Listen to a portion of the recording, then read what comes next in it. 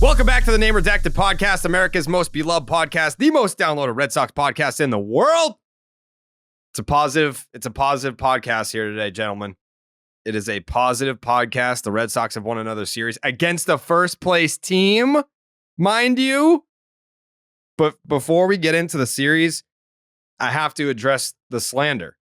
Whoa. Yeah. Suspension? Is this the suspension talk? Yes. I have to address the slander here because it's unfair. It is unfounded. It is unbecoming of the integrity of the sanctity of my relationship with the internet, with my relationship with Pete Blackburn.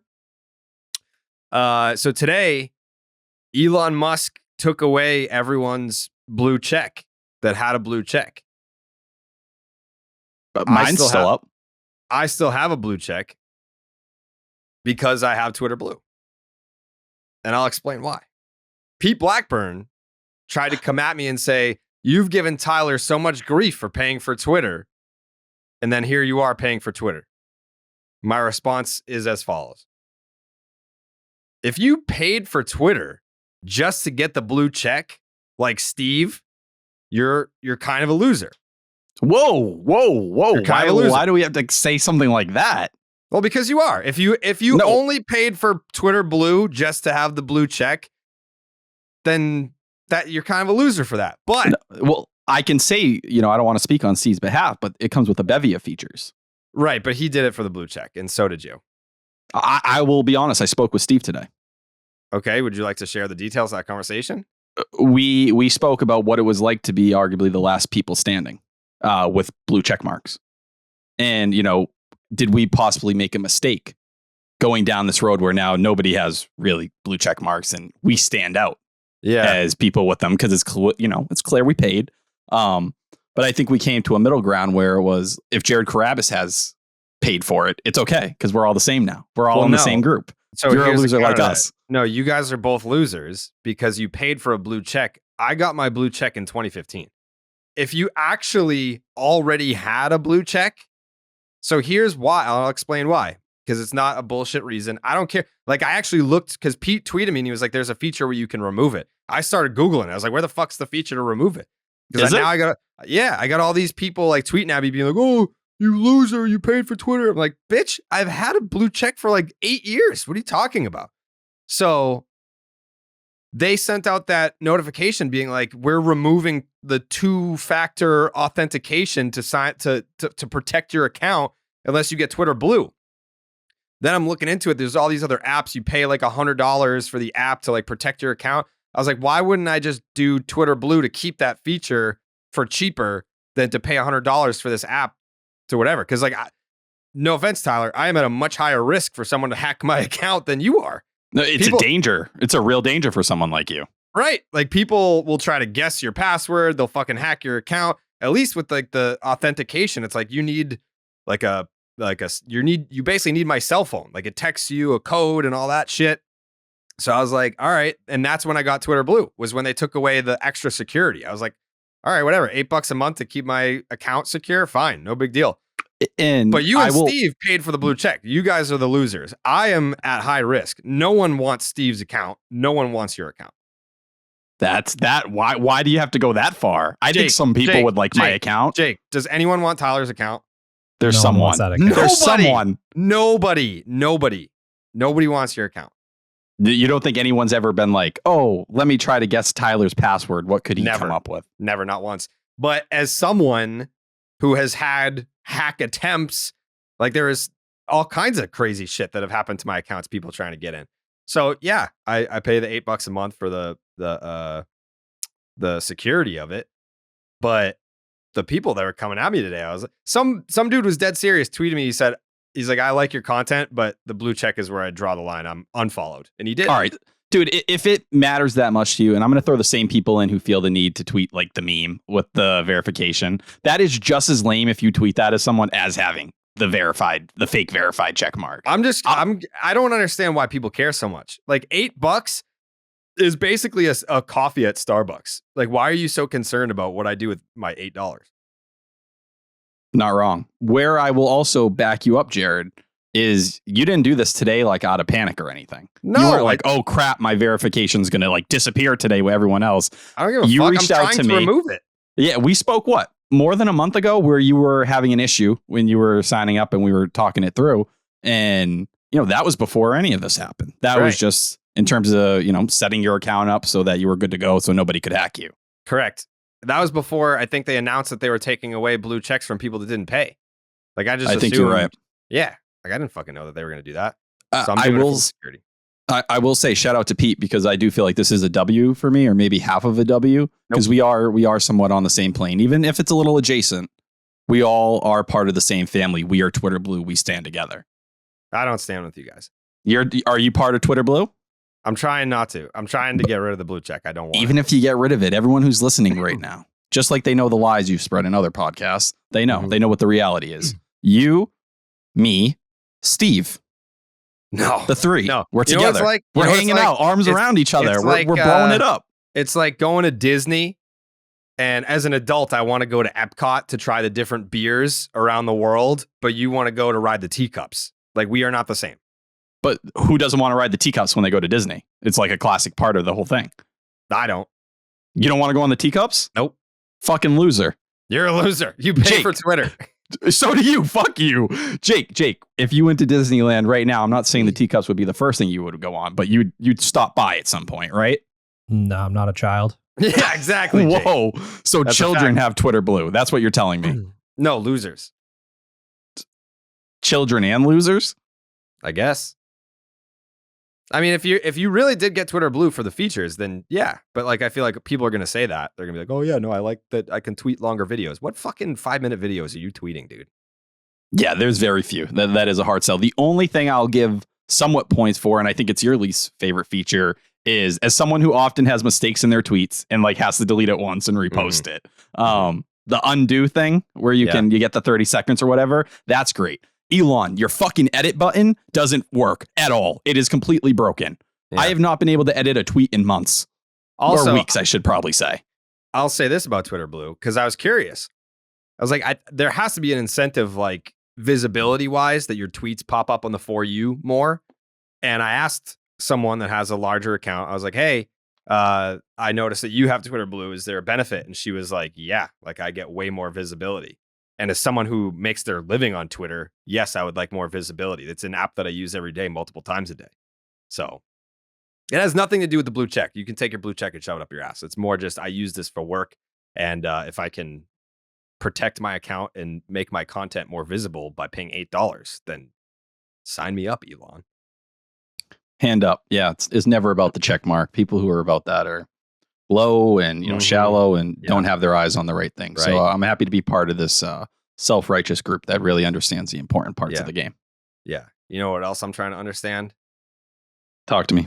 How the fucking Red Sox are ever gonna lose another game, Tyler. How is this team gonna lose another fucking game? We're scoring 11 fucking runs against first place teams. We got Tanner Houck. Tanner Houck is supposed to be in the bullpen. He might be our best starting pitcher. 7 innings. Back from the fucking dead. 11 Ks. Strikeouts. 11. Count them up. One more time. Again.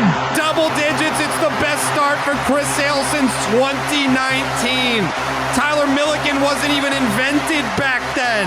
Chris Sale is the best that he's ever been during Tyler Milliken's professional fucking career. That's insane. The Red Sox take a series from a first place fucking team, Tyler. That's crazy.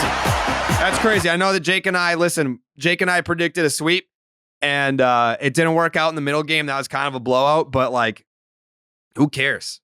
Yeah. Nobody else picked. Yeah, nobody picked 2 out of 3 on here anyways. You did all right. Oh, wait. Hand up. I did. And so did Cole. You know what? You were due for a dub. You were due for a dub.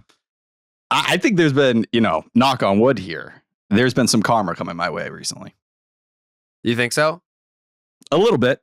I don't want to ruin it, so I don't want to speak too much on it, but clearly the universe might agree with your loser claim and is trying to turn me into Tyler Willikin.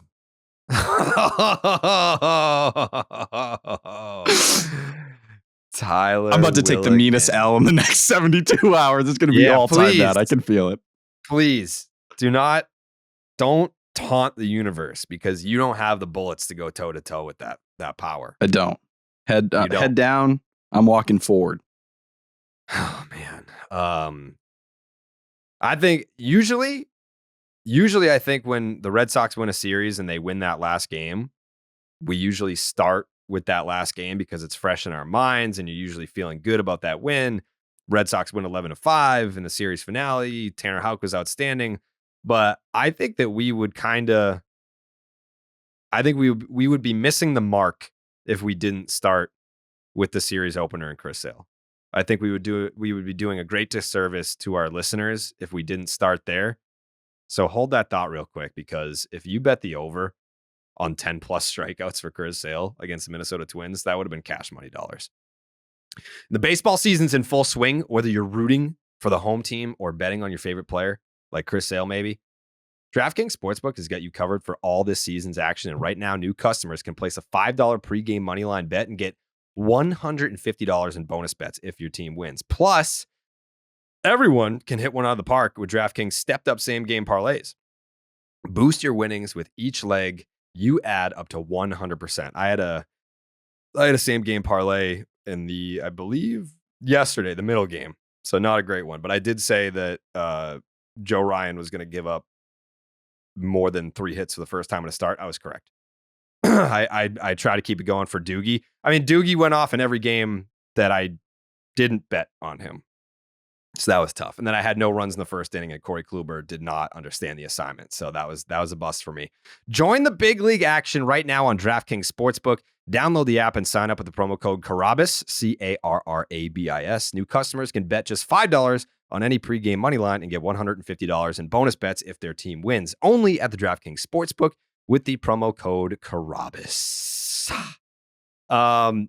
So back to the series opener. Chris Sale's out there, and I will say I was very down on Sale. Not that I didn't believe that he could figure it out. Not that I never used the word washed. I didn't say he was done. I didn't say he was cooked. I was just concerned because of that post game that I keep referencing, where he comes out and says, listen, if I knew what was wrong, I would fix it. I don't know what to attack here. We don't really know what's going on. So if I could fix it, I would. That was concerning to me going into this start against the Minnesota Twins. Then he goes out there and Red Sox Stats, I believe it was, had the tweet that his fastball was the worst pitch in Major League Baseball. It was like a 750 weighted on base average or something like that. It was that in a sinker. They were getting absolutely crushed constantly, and it was because poor command. Yeah, very poor command. And then I tune into the game on NESN, and NESN had a visual graphic showing the horizontal break and the vertical break on his slider this year compared to, I believe it was 2019 maybe, or 2018. And it was not the same at all. Like it was just down like 4 inches or something, right? Yeah. It was not the same effectiveness that we're accustomed to seeing from Chris Sale. So, I mean, it was a multitude of issues, because when you hear Chris Sale say, I don't know what's wrong, then you're reading the radar gun, on the surface, you're like, oh, 95, 96. Like, that's Chris Sale. Sure. But the location was terrible. The slider did not have the same break. So it wasn't just one issue. It was like, we're not talking about Eddie Rodriguez tipping his pitches. Like, we're not talking about one thing where it's like, oh, I saw a film and now he can correct it. It wasn't that. It was a couple of things. And I was on with Maz last night. I feel like that is a theme on the Thursday episodes where I'm like, oh, this is what I talked about with Maz last night. But Maz brought up the point about the Minnesota Twins not necessarily being the greatest offense, and there's a lot of swing and miss and this and that. And I was like, Tony, look at the friggin' names, dude. Look at the names in that lineup. Yes. You want to act like it's some friggin' garbage not lineup. The Oakland A's. Dude, no. And if we're keeping it a buck, dude, we watched him pitch against the Tigers. He gave up 3 runs in 5 innings, and we were like, okay, we'll take that. The Tigers, dude, like the A's, they're not a professional baseball team. I'm sorry. To go against a Twins team that was in first place, that, they were pitching great. They're 25th in runs. It's because guys aren't performing on that roster. It's just they've gone to a slow start offensively. To act like Chris Sale was facing a bunch of jokes and got lucky, Dude, you don't strike out 11 against anyone just getting lucky. I'm sorry. Say it. Chris Sale fucking showed up. No, say it. Say to what? To Tony. You're wrong. No. Say it. Say what? Spare me. Oh, spare me. Yeah, I'll drop a spare me on him. Thank you. But that's it. And, Maz has kind of followed that theory recently with the Angels series, just not giving the Red Sox credit for what it was. How about maintaining 96 in the 6th inning? You're telling me you want to talk about a pitcher whose command is been spotty. And listen, he lost it for a little bit in the 5th inning. We saw it was a walk, a hit by pitch, gets screwed over on the bunt. Pitchers with poor command absolutely shit the bed in that spot. That's where you see it all kind of unravel. And then before you know it, it's a 4 2/3 start with 3 or 4 runs. No, he gets out of it by giving up just 1 run. That's what you're looking for there. And you're saying all these things, Jared, like the work he was doing. And Sale said it. He's never worked off a mound so much in between starts. Well, just from a mechanical standpoint, we see the difference. Usage, he almost completely cut out his sinker. So you're watching a guy in Chris Sale evolve as a pitcher. Someone who has not pitched consistently in years is kind of learning where he is at this point, how he's going to get guys out. It's a different ball game than even, in 2021 when he was starting somewhat consistently, but he was a 2-pitch pitcher then. It was fastball slider.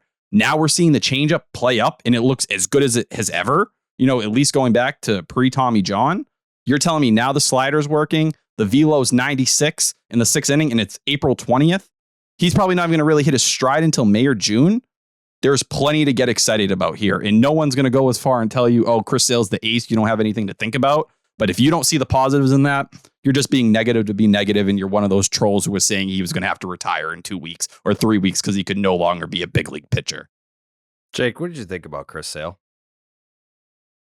It was fucking awesome. It's just been a while since we've seen vintage Sale like that. And we've talked about how much help the rotation needs to start the season. And like, if we can get that Sale for the rest of the year, that's massive. Yeah. I mean, listen, I'm not banking on it every time out. I'm not expecting Cy Young votes for Chris Sale this year, but seeing that was really fucking cool. And hearing Alex Cora, and this is what I tweeted after the game, Alex Cora talking about Chris Sale, the person. And I think that by now we know Chris Sale, at least on the surface level, as a human being. Like we know like his DNA, his MO. We know that he's an accountable guy. He's not going to make excuses and he's not going to let you behind the curtain very much, if at all. So I think that there's a lot more to the Chris Sale comeback story that we just have no idea about.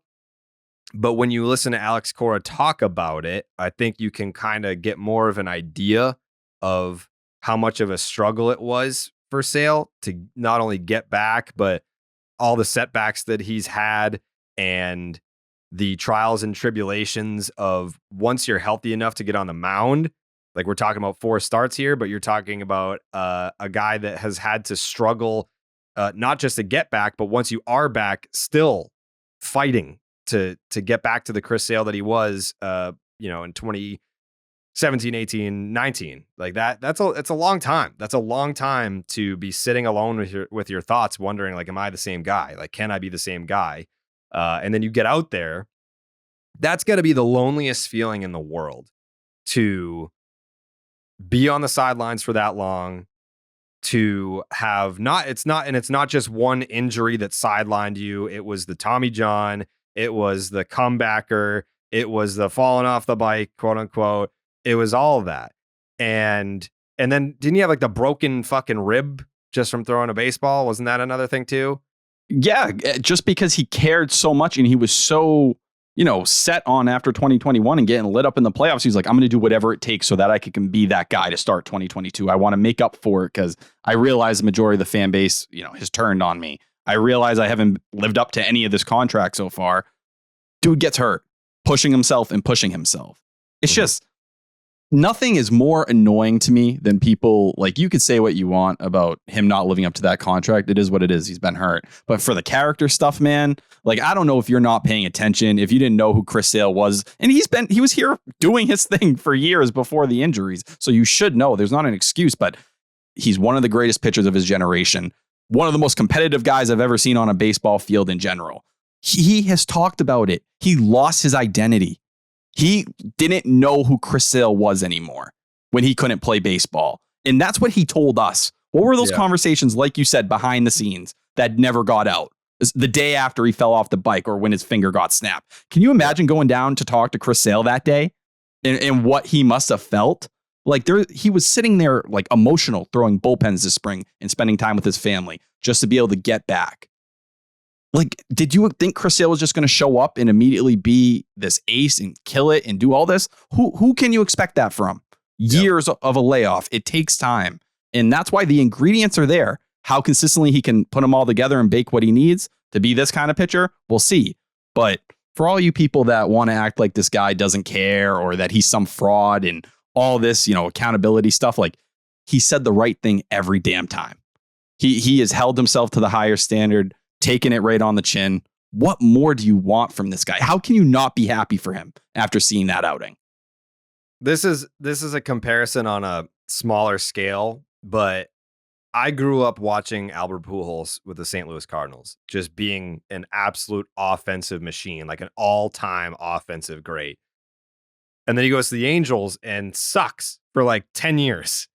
And there were younger fans that kind of only remembered him as Angels Pujols. So it was really cool at the end when he goes back to St. Louis and just absolutely goes off and hits 700 and he has the fairy tale storybook ending. Like that was great. But now I'm sitting here thinking, right? When 2004 happened, I was 16. And like I'm thinking back, like Chris Sale struck out 300 something batters in 2017, his first season with the Red Sox. If you're a young fan and you're 16, you were 10 when that happened. You don't remember that shit. So there's got to be like these younger, like teenage fans that are getting into the Red Sox and like they're discovering their passion for the first time. And like I love this shit. But the Chris Sale that they know is not the Chris Sale that we know. And that's a crazy thought to think about. It's the Chris Sale that has the highest all-time K per 9. 11.1. Go look on his BREF page right now. It's gold.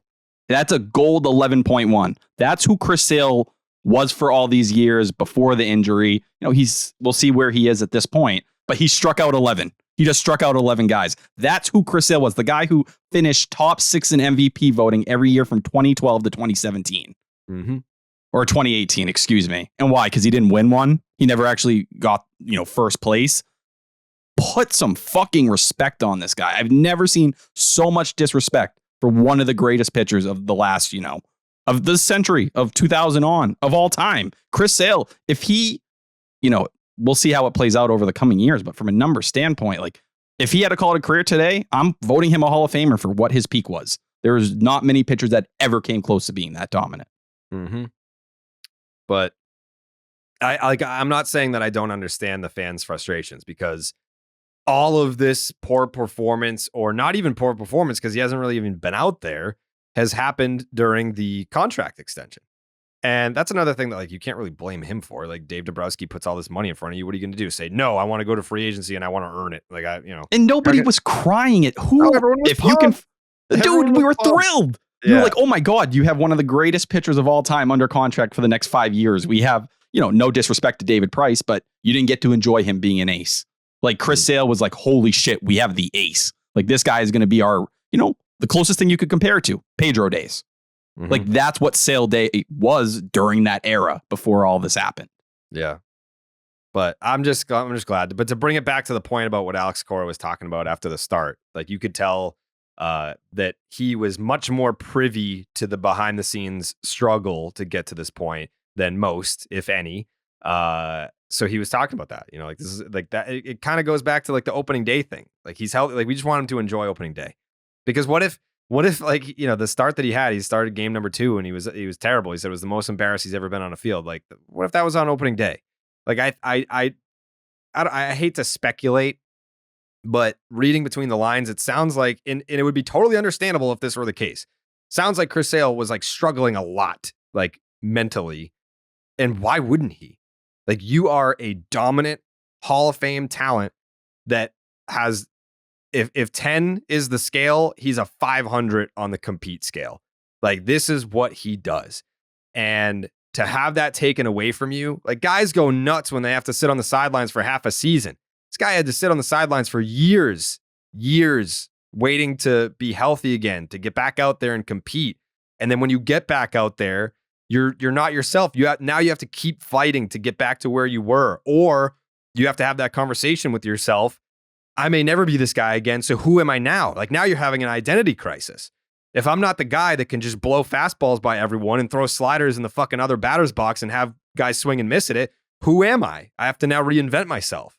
Like, it was a struggle to get back. It was a struggle to get healthy, get on the field, and now I have to reinvent myself as a pitcher. Some guys can do that. Some guys can't. Like CC Sabathia, he had to reinvent himself at the big league level. Like, he was throwing 97, blowing guys away, throwing sliders. Towards the end of his career, he had to reinvent himself, and he did, because he's a first ballot Hall of Famer. Like, that's the difference. And I do believe that Chris Sale will be able to do that, but we're not even at that point. Like, it's more just command, because it's not like Chris Sale is going out there with 91 trying to figure it out. Clayton Kershaw, another guy where he's not blowing guys away anymore, but he locates, and he's a master of pitch sequences. He's a master of deception, and he's a pitcher.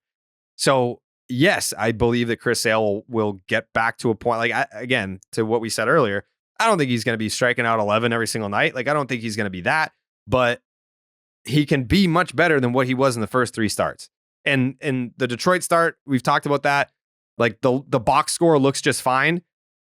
It wasn't what we're accustomed to seeing from Chris Sale. It wasn't dominant. Like, he had to stuff was down, arguably. Yeah. Like, it wasn't Chris Sale. It was good enough. Happy with it. Fine. Got the win. Great. But this series opener against the Twins, that was Chris Sale. Like, that was Chris Sale. You saw it with every pitch, just the confidence. Like, you're watching a guy become himself again. Mm-hmm. Like, a lot of people go through, you find yourself, whatever it is, just as he worked through that start. And I don't know. The way I look at it is, no, it's not saying Chris Sale is going to be an ace, but for anyone who ever had doubts he could be a competent pitcher again, he showed you. He's going to be competent. He's going to be able to get by. We'll see what the ceiling ends up being up until that point. But I do think an interesting part of it was, if we're looking for and kind of breaking down what made this happen, what kind of cracked through, Connor Wong behind the plate, being back there, seemed very comfortable working with him. Now we go back to Chris Sale. How much did he love working with Sandy Leone? Like, that was his guy. We saw the comfort. No disrespect to Reese. Reese has been swinging it. This might be part of figuring this equation out. It's finding a catcher that works with him. Someone in Connor Wong who Rich Hill has spoke poetically about his receiving skills. Okay, you alter the arsenal. You find a catcher that kind of works. And now you get in this rhythm every 5th day. And I hope, we see another step forward and it just keeps building and building as the year goes along. But Cora told us way back in spring training, we're going to be very careful. And Cora said it in the postgame. He had another inning in him. If it was June 1st right now and they were like, we need this fucking game, Chris Sale's going out there for the 7th inning. But they're keeping him at bay. So this is what it is. It's a buildup. The fact that we're seeing this on April 20th, he's capable of that kind of performance. You have to be hyped. And I think even a lot of the doubters were willing to admit on that night, like, all right, I got to give credit to Chris Sale. He is not toast. He is not toast. There is real determination and work. I see what a lot of people have been talking about. You just got to tip your cap. Have to. And I think one of the things that people were pointing out on opening day when he got his shit rocked was the human element. He's obviously very happy to be back and to be out there. And I'm sure that there's a lot of emotion and sentimental feelings about being out there and performing. But the Chris Sale that I know is a killer. He's a psycho. He's out there and he's heavy breathing and shit. And some guys need that. They need to dig down. They need to like pitch with anger. And that's Chris Sale. So you're out there and you're just happy. You're like, fuck yeah. Like, all the hard work pays off. Like, I'm healthy. I'm ready to start the season for the first time in a long time. And maybe you're a different guy. So then when you're talking about what do I need to fix, I need to get fucking mad again. I need like the Chris Sale that I know is ready to rip out throats at any given moment. And against Minnesota in this series, he's out there heavy breathing and he's out there looking at hitters like he's ready to kill them, not just strike them out. And that was a point that Maz made was he's like, hitters aren't afraid of him anymore. But if I were Byron Buxton or Carlos Correa or whomever, I'm looking at Chris Sale out on that mound and I'm like, oh, fuck. Like I don't want to say he's back, but that's the old Chris It's in Sale. there. Yeah. It's in there. I thought it was dead. It's still alive. And that's scary. It doesn't mean it's always going to be there, but it's alive. You did not kill Chris Sale. Chris Sale, as long as there's something there, there's a chance of what we saw that night. Yeah. And that enough should tell you all you need to know about, where your expectations can be as we move forward. There's something to work towards. Yeah. That guy is still alive. All this shit did not kill him. Mm-hmm. It's like the hand out of the grave, like sticking through, like, oh, fuck. It may not be this. It might not be April. It may not be May. But, man, once he gets going, he's going to play a big part in this season. And I think that's what the Red Sox are betting on, clearly. To some degree, all the way. Can they depend on him to be an ace? No. But I think at this point can say, all right, we're not looking at him like we're looking at a Corey Kluber. No, we're not. Which brings us to the middle game. No, wait. We got to hit the end of that game. Of the first game. The Verdugo walk-off. Oh, yeah. That was a game, by the way, that I don't want to say the Red Sox had no business winning, but I texted you because I was out to dinner. I was watching it. I made them at the Yard House. I made them put the game on the TV, but I couldn't hear it. So I think it was the first inning. They had Sonny Gray on the ropes. A run was already in. Devers is at third, and there's one out, maybe? Yeah, and that's when Yoshida hit that grounder to second base. Yoshida hits a ground ball to second base, and I'm like, all right, 2-0. Like, that's good. And then they go back, and then they show Devers is still on third base. And I was like, did he foul the ball off his foot? Like, why the fuck is Devers still on third? And that was not a talking point at all. Like, because I eventually came home and I was listening to the broadcast. That was not a talking point the rest of the game about how, the Red Sox it's 2-2 in the eighth. And no mention of this should be a 3-2 ball game. The Red Sox should be winning this game. Like, why? Do we know? Like, why? No. It was on Twitter, Jared. I don't know if that's where you saw it as well. And you're like, okay, I'm not crazy. But there were a lot of people tweeting that out. Like, what are we doing? Like, that was the second run. Sonny Gray's on the fucking mound. Like, take the chance to get two runs in the first inning. A run ERA and you have a free run. You don't take it. Exactly. And considering what the offense did the day before, and I thought that was the theme the next day in that opener against the Twins. It was you had opportunities, you just couldn't take advantage of them. But yeah. I think someone in Kike Hernandez, man, some of that stuff I saw in that game, wow. Like, just from a baseball instinct standpoint, Alex Cora has been getting destroyed for fundamentals, for this team kind of being low IQ at times. This year, I think in the past couple years, that's been a common theme for these Red Sox. Kike Hernandez going first to third on that Reese McGuire catcher interference. Wow. Like, that ended up being a massive play when Duran hit that grounder. You don't go to extras if that's the case. The game ends there. So for Kike to make that read and know, if I keep running to third base, like, Cora can have the decision. If I'm out at third, I can just go back to second. And that's the end of that play. That's high IQ baseball. That's what we've missed from the Red Sox the last couple of years. And then we see it again in the ninth inning where, hey, you swing through a pitch. Kike's not pouting. It's straight to first base. He ends up being safe there. Cutter Crawford's at third base at that point, and that kind of sets the stage and, for that whole rally. And Kike, props to him overall. Been on fire, 7-game hitting streak. Say what you will. I know the defense has been up and down at times, but he's showing up at the plate right now. Props to him. There was a lot of criticism. Fair. He's being the Kike Hernandez I think the Red Sox have been looking for. Hit a homer in this series as well. Yeah, garbage time homer, but it was fucking crushed. 100th career home run for Kike Hernandez in the middle game. Did you see the video after of him? Yeah, he's like, oh, shit. That feels like the most Kike thing ever, though. Yeah. I'm happy that he's performing well because I think, you read between the lines with Kike, and it's a guy that when he was with the Dodgers was not looked at as an everyday player. Comes to Boston, is given the opportunity to play every day. I think the Xander Bogaerts situation was unforeseen to a lot of people. He was thrust into a situation that I don't think that he expected to be in. Like, there's no way you sign with the Boston Red Sox the first time, expecting to ever be the everyday shortstop. And then when he signed the extension last year during the season, you're not thinking, oh, I'm an insurance policy when Xander Bogaerts leaves. That's not your thought process either, because at the time, you're thinking, all right, well, worst case scenario, if Xander's not here, then Trevor Story's the guy. You lose both of them, and now you've got to stand up there and say, yeah, of course. You're not going to say, I'm not sure. You're going to say, of course I can be the everyday shortstop for the Boston Red Sox. And then, of course, you have the resume. Does he have the resume to be a leader? Dude's playing recruiter all off season. Like, no offense to Kike, but when you have all these big dogs making phone calls, like, yo, come here, come play for us. Kike is getting on the phone and like having to make it work. He gets you Justin Turner. And like Justin Turner said how much it meant for Kike to kind of lobby and push for what the Red Sox were. Talking to Kenley, like that stuff, not an easy thing to step into whatsoever. And yeah, he got off to a slow start, and there's been errors at shortstop. There's no doubting that. But Kike needs to be close to 2021 Kike, and I feel like that's what we've seen for a week now. Mm-hmm. Yep. And it's been nice.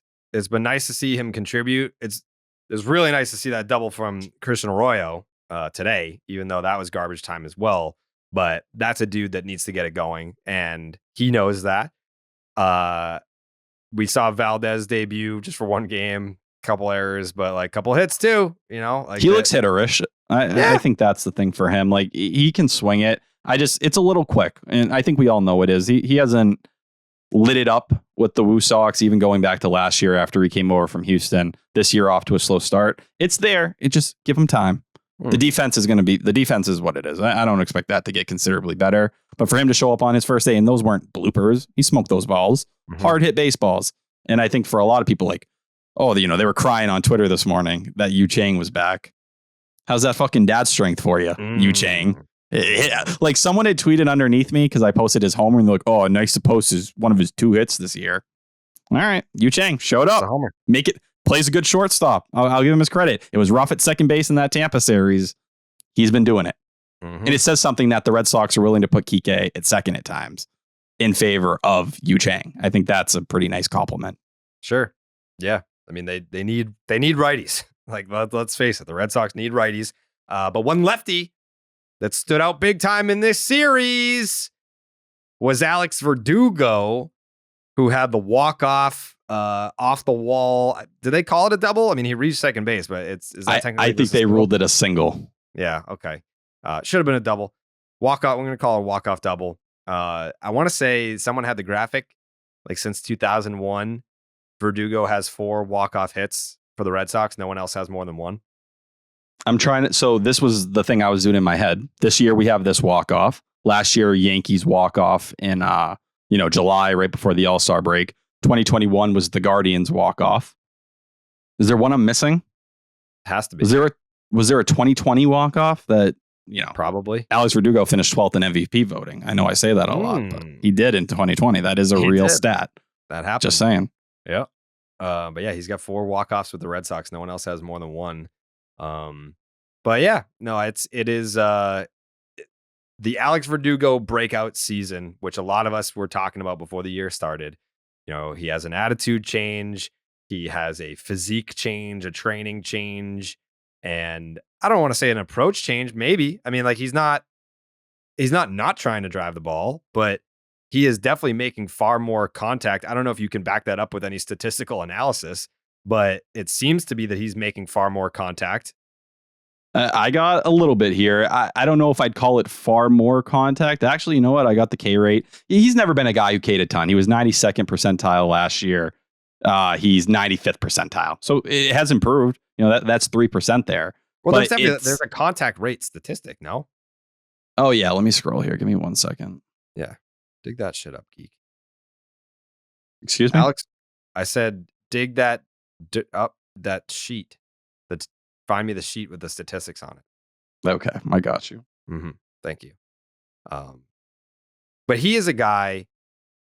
Think about Alex Verdugo when he first got here. No one talks about Mookie Betts anymore, really, with Alex Verdugo. And they will talk about the return. Like, oh yeah, you only got Alex Verdugo and Connor Wong for Mookie Betts. Like they'll talk about it in that way. But when he first got here, the conversation was comparing him to Mookie Betts. it would be like, look at Alex Verdugo's statistics, then look at Mookie Betts' statistics. How are you going to replace Mookie Betts? Then one of the first things he ever said in front of the Boston media was, I'm not trying to be Mookie Betts. I'm trying to be Alex Verdugo. And for the most part, I think he has been that. Like, I think, he's been Alex Verdugo, but the question is there something more there? Are you better than what you've been at the big league level? Is there something untapped in there? And that was more so what Alex Cora was talking about at the end of last season.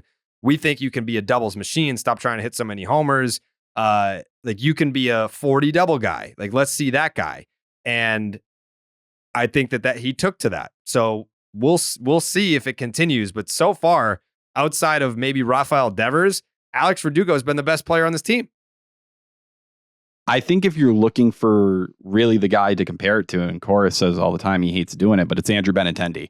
And I think you're looking at a guy, no disrespect to Andrew Benintendi, I think the ceiling's higher with someone like Alex Verdugo. And I think we're seeing that right now. Like, he's playing an amazing right field, 94th percentile right field. Like, this isn't some guy who's just out there and trying to figure it out. He was below average, at least in terms of defensive metrics last year in left. So for him to make that jump, it's massive. It's just going from the standpoint of, hey, Alex Verdugo, you don't need to try and be this homer guy. You don't need to be the dude who hits 25 jacks a year like Andrew Benintendi had to figure out. Now, Benintendi got a chance.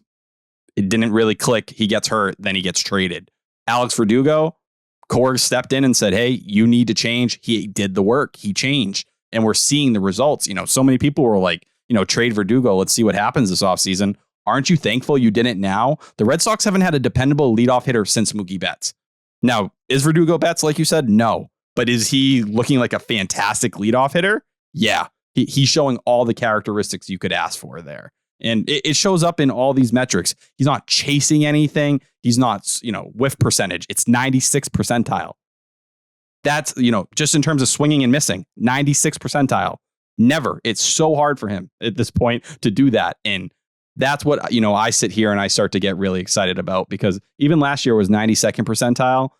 The things he was good at, he's got even better at, and he's cleaning up the parts of his game, like the defense, even on the base paths. Scoring from first base today on that Devers double off the monster, Verdugo doesn't do that a year ago. And there's been a couple plays where you can go back this season and he's full speed going and scoring. He's supposed to be a really good base runner. Stop being that. Supposed to be a really good defender. Stop being that. Now we're seeing at the plate, it's kind of evening out. He's not injured. He doesn't have a toe fracture like he had last year early in the year. Some unlucky moments, as we talked about last year, where it felt like wherever he hit something hard, it landed in a glove. It's just, we're watching a player come together and kind of start to reach his ceiling. And it takes some guys years. He's still 26. He turns 27, I think, next month. Like Xander Bogaerts. I'm not saying he's Xander Bogaerts, but Xander Bogaerts took years to become Xander Bogaerts. Development isn't linear. It takes time. Guys get better. That's what we're seeing right now. Without looking, do you know what Alex Verdugo is batting this year? What is it, like 350? 338. There you go. It's insane. He leads the Red Sox. So this is minimum 50 plate appearances. So that narrows it down to 7 guys. He's hitting 338 to lead the team. He's got a 407 on base percentage, which leads the team. And he has a 481 slug, which is second to only Rafael Devers. All while adjusting to playing a new position regularly and being at the top of the lineup. Yep. All I'm saying is Andrew Benintendi got 5 years, 75. If I'm Alex Verdugo, I'm like, the conversation starts there and I'm not signing for that. Right. Yeah, he has the second lowest strikeout percentage on the team. Second to Masataka Yoshida. Pretty good. Pretty good. I'm battling here. What do you mean? The Suns invaded my room. I look crazy. Well, you got your dub. Now it's time to catch some L's. Oh no, don't say that. Yeah. You deserve it. I wouldn't go that far. I would. Because some beers can say they're brewed for baseball, but only Blue Moon is brewed by baseball. Beer and baseball just go together, and no beer goes better than the one that was literally born in a ballpark. Blue Moon was created at Coors Field in Denver, Colorado. It's the natural choice for opening day and all season long. I've never been more grateful to have my fridge stocked full of Blue Moons than when I saw that Tyler Milliken Dolphin pick the other day. I mean, what the fuck was that, dude? I honestly don't know what the worst part was for me. I mean, first came the throwing up, then came the crying. Then I just got the chills, man. I couldn't stop shaking. I kept trying to go to sleep, but every time I closed my eyes, I would just see Tyler as a dolphin, and I would immediately have to run to the bathroom to dry heave into the toilet. Thankfully, the good folks over at Blue Moon always make sure we're stocked up and taken care of. So I was able to crack a couple of those Blue Moons and get that disgusting image of Tyler out of my head. With its refreshing flavor with Valencia orange peel for a subtle sweetness and hints of coriander, Blue Moon Belgian-style wheat ale is a one-of-a-kind beer that's made brighter. It's carefully crafted and full-flavored, with refreshing notes and a smooth, creamy finish. Blue Moon was brewed by baseball to give you a dose of nostalgia and get you excited for the new season. Why strike out with the same old beer when you can get something that's one of a kind? Its bold flavor, bright explosion of color, and iconic orange slice ritual guarantee a one-of-a-kind beer experience perfect for spring weather. Best served with its signature orange garnish to showcase its beautiful bright color, a beer this good only comes around once in a blue moon, but you can enjoy it all season long. Bring the ballpark to you with Blue Moon Belgian-style wheat ale. It's one of a kind every time. Check out shop.bluemoonbrewingcompany.com for beer and baseball merch, or visit get.bluemoonbeer.com/Jared to find Blue Moon delivery options. That's get.bluemoonbeer.com/Jared. Blue Moon, made brighter. Celebrate responsibly. Blue Moon Brewing Company, Golden, Colorado Ale. Thank you, Jake. Appreciate that a lot. Yeah, so you have the Alex Verdugo walk-off in a game that could have gone either way. I don't want to say the Red Sox should have lost that game, but it's a game that they very easily could have lost. They should have won that game based on what we were talking about earlier with fucking Devers getting stuck at third base on the Masataka Yoshida ground out, which drove me nuts. I mean, it's been driving me nuts that he continues to just hit ground balls. But today, Tyler, Masataka Yoshida started to do what we've all been screaming at our televisions for him to do. And that is when he gets pitched away, go the other way. Drive the ball to left field, put the ball in the air, stop hitting the ball into the ground, stop grounding out to second base, stop weakly popping up to the infield or to the shallow outfield grass for infielders to catch. Go the other way, put the barrel on the ball, which, again, you can sit here and say all that. And it's like, dude, do you know how hard it is to hit at the major league level? Like Duran in that game on that wasn't night. Even fair. Dude is throwing 99 mile an hour splitters with 102 mile an hour four seam fastballs. And that's the clip that you show to anyone that is like, baseball's easy. I don't know what do you need to get. Like, no. You go up there and you try to face a guy like that. Not everyone has that. Not many do. But that was a special inning when, I mean, you got to see Devers versus Duran. And Devers was pissed. There was like, what, the 102 mile per hour? He just blows it by him, and Devers thought he was right on it, thought he was going to have a walk-off in that moment. Mm-hmm. Doesn't happen. But I think with Yoshida in, it felt like the panic hit a pretty high wall. I want to say yesterday. What was it? Yesterday he ended up sitting. What day? Yeah, he sat yesterday, and everyone started to really be like, oh my God, what's going on with him? Core thinks he needs another day to kind of piece it together. But I thought we saw the first sign on Tuesday where he shot that liner to left field. It got caught, but it was like, that's what he needs to do. Keep doing that. Now we're seeing it. And I think it's going to be a little bit of an up and down process. I'm not sitting here telling you like, oh, prepare for Yoshida to be the cleanup guy. And maybe realizing already that he needs to be shooting the ball the other way like this is a little bit of a, all right, we need to change the approach. Maybe there might be an idea that they have to move him from the cleanup spot and he's better suited at a different spot in the lineup. But he's making the adjustments. It's April 20th. We're seeing kind of they've kind of changed his hands a little bit. If you look at his mechanics, there has to be more lifting the ball, looking at that monster and making it your best friend. Kind of similar to what we're saying about Alex Verdugo, right? Or similar to what we were saying about Jarren Duran. Like, pretty similar problems that all these players have kind of needed to click into. And the fact that that's what he's struggling with, I kind of feel a little more confident because I've seen the Red Sox hitting coach succeed with that recently. They have guys going the other way. It just takes a little bit of time for it to click. And it's probably even harder when you're coming over from Japan and you're facing stuff and dudes you've never seen before. Correct. Yeah. Not easy. Not an easy feat. Duran. Oh, is he a guy? I feel like he might be a guy. I feel like Duran might be a guy. Listen, I'm ready to get my heart broken. I'll stand up here. I'll be the guy. No, I'm ready. Like, I'm not scared. I'm willing to put it on the line. I'm buying in on Jarren Duran right now. Okay. And I see it like 3 RBI day today, went 1 for 2 with a walk. Kenta Maeda, dude, he took him out. You know, hopefully he's okay, but smoked that ball off his leg. Oh, did it come out that it was bad? Well, he left the game. Can't be okay if you leave the game. True. I hope it's not broken. He's coming off TJ. But that just to see constantly shooting the ball the other way, he's up to 4 doubles in 4 games. I'm not going to act like he's the greatest outfielder ever, but has he made any awful mistakes yet? No, he's held his own out there. And I see so many people who are already like, I don't care for Duran. I'm not going to fall for it again. This looks a lot different. Even then, you're a lot different, even more different than it looked when he came up and hit for that first month last year. It didn't look like this. He wasn't driving the ball constantly with these exit velocities and looking like this type of player. It's just, there's a different confidence at the plate.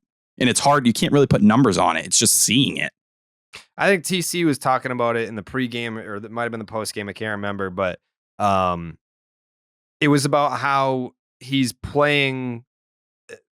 He's playing as the player that he is, if you know what I mean. Like when he first came up, he was doing things that I think he thought the Red Sox wanted him to do versus being the guy that he always was, and that's why he was in the big leagues in the first place. Like being aggressive on the base paths. Like some guys, it's like, all right, yeah, I can dick around and be aggressive on the base pass in Worcester, because if I get thrown out, like no one's going to give a shit. If I get thrown out at second base trying to get the extra bag here, then, you know, that's front page news in the paper tomorrow. That's the fans are booing me. And now like maybe that affects how the manager sees me. Like a lot of different thoughts can creep into your head as a rookie, as a young player in this league whose position is not promised or established. And I think that probably got to him a little bit because his job, I mean, obviously he's a muscular dude, like he's got pop and all that, but his main weapon is his speed. And if you can use that to your advantage and be super aggressive and create chaos on the base paths, that increases value. And say what you want to say about his defense. I haven't had any complaints yet. I don't think he's going to be winning any Gold Gloves at the big league level anytime soon. But he hasn't been a negative. He hasn't been a detriment defensively. But I still believe that Jarren Duran can be an everyday player at the big league level. I do. And I think it all comes back to be the guy that you were to get here. And we're seeing that. I feel like as someone who's watched Jarren Duran from when he was the soft singles hitter posting high batting averages in the lower minors to what he is now. And he went through that process where it was all pull. It was pull power. And we are selling out on the first fastball I get and hoping it goes 420 and we're not thinking about it. But now it's like the combination. It's like the power will play. Dude, you're fucking jacked. Like you don't got to sell out anymore. If you just make contact, as we see, you smoke a ball that would be a homer in a lot of ballparks today, high off the monster.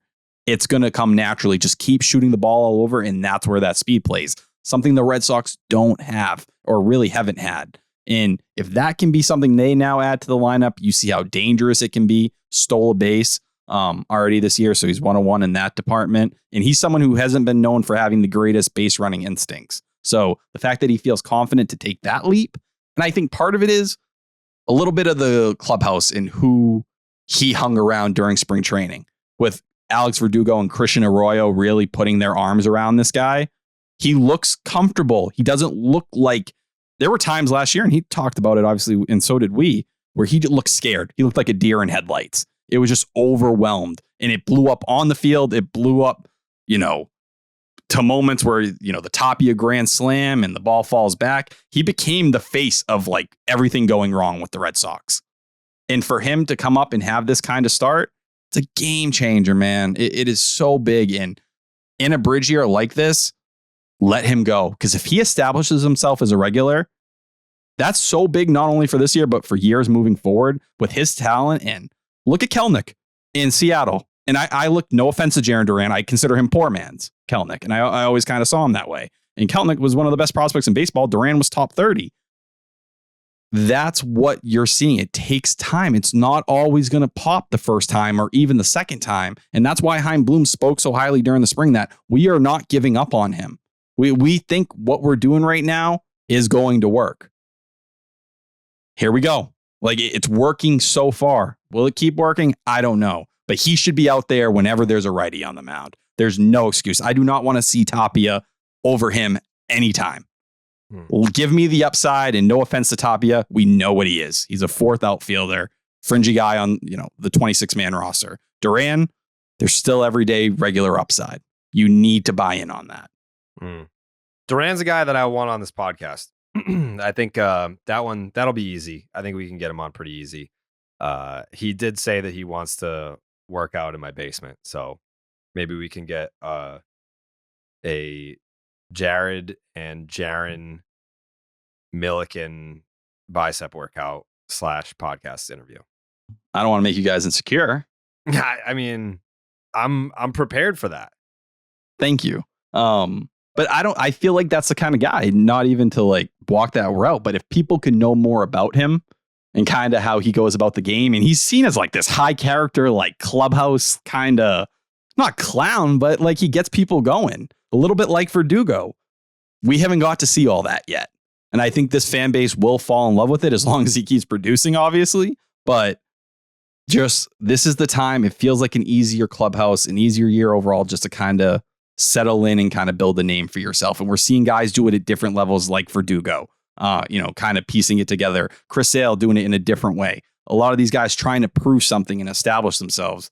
Jarren Duran just falls in that line. A Josh Winkowski, Garrett Whitlock is a starter. Brian Bayo in his first full season.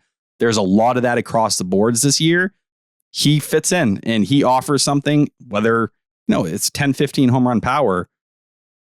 It will create some very interesting conversations possibly once Duvall comes back. And that's what the Red Sox need. They need long-term chess pieces. I think Duran's playing himself back into that plan. I think he is too. And it helps that Cora identified him as a guy. Was that in spring training or was that winter weekend? He said, I think he mentioned him as a potential leadoff guy in winter weekend. Okay. I thought it was something like when they were talking about center field. Like we still believe in Jarren Duran type deal. Because I remember Red Sox Twitter melting down about that when he was even considered a possible option of playing center field once it was known that Kike was going to be the shortstop. And then Cora kind of said, Jarren Duran, we'd love him to step up and be the center fielder of this Red Sox team. It was before they signed Duvall. But yeah, we'll see. We'll see what happens. I want to go back to Yoshida for a second because of today's game and seeing the progress there. I want to double down that I was never worried about Yoshida. I was never frustrated was the word. I think if you're concerned, I think that kind of shows like a lack of understanding of who the player is. For me, it was more just frustrated. Like, you're talented enough. I've seen it. Why aren't you doing it? Like it was an approach thing more than a lack of talent thing. Like, I don't think that I'm sure that there were some fans that were not familiar with his game, so to speak, that were saying like, this guy's a bust. Like, he's not going to be able to do this at the big league level. This guy sucks. I mean, I got it because I tweeted about how, like, please, I'm begging you, stop hitting the ball to second base on the ground. And 95% of the replies were about how he's a bust and how he sucks and how he's not cut out to play in the big leagues. I never felt that way. And I still obviously don't. It was more just, how do we get this guy to change his approach and be the guy that drew so much interest from the Red Sox in the first place? It's not a matter, like, we're not talking about, people want to bring up I mean, a lot of pitchers from Japan have had great success coming to the big leagues, but you've had some position players, some hitters come from Japan and not pan out. I've I think- seen well, one of the- Masataka Castillo consistently, like all over the timeline. That was a Oh, big come thing the on. last week. Come on. I'm serious. More than anything, that was probably the biggest like common slander I saw. That's ridiculous. But some of the older, like, I don't know, like mid 2000s to like 2015, call it, those Japanese hitters to come to the big leagues, yeah, they're not facing big league type talent. They're not seeing the velocity in Japan that exists here in the United States. Masataka Yoshida is seeing velocity. Like there's not a super ton of major glaring differences when you're talking about plucking a hitter from Japan and then bringing him to the United States. They're not seeing velocities where they're like, what the fuck was that? Like, that just doesn't exist. The gap between Major League Baseball and professional baseball in Japan has dramatically closed in the last, call it 10 years, maybe less, but in Masataka Yoshida's time playing in Japan has closed. So that's what always kind of drew me to. I'm not concerned. I'm not worried. I'm not having doubts about the player. I'm more just frustrated that it seems like the approach hasn't changed. But today, there was tangible change. I think the other thing is it's the expectation put on him, which is unfair. And I think we'd be the first ones to tell you, asking him to be your cleanup hitter as he makes this adjustment. Part of that is just roster construction. Part of that's injuries and where you're at. But, he's gone out and played through it. He's also dealt with an injury, as we know, had the hamstring kind of tug at him. So there's a lot of balls up in the air. But if you're, calling a guy a bust, a Rusney Castillo after, 20 games at this point, reel it in a bit. Like the reason, and they have the data, we've seen it. I put the numbers out on my Twitter if you want to go find them. But he hit velocity in Japan. It wasn't like, he faced 95 and he was a disaster. No, he handled it well. That's one of the reasons the Red Sox paid him. It's just, you got to shift some things. You're facing pitchers you never seen before. It's going to take a little bit of time. And if you didn't think there was going to be adjustment period, I don't know what to tell you. It was awesome that it started with the homer and, he came kind of flying out the gate. But I think even then we were saying, all right, a lot of those ground balls to second base, there's going to need to be some changes that happen. And here we go. This is the start of them. What if I told you that there are only 2 hitters on the Red Sox who have driven in more runs this season than Masataka Yoshida? Would you believe me? I probably would have, not off the top of my head. I probably would have been like, no, that seems a little aggressive. Mm-hmm. Yeah. Kike has 1 more RBI than Yoshida.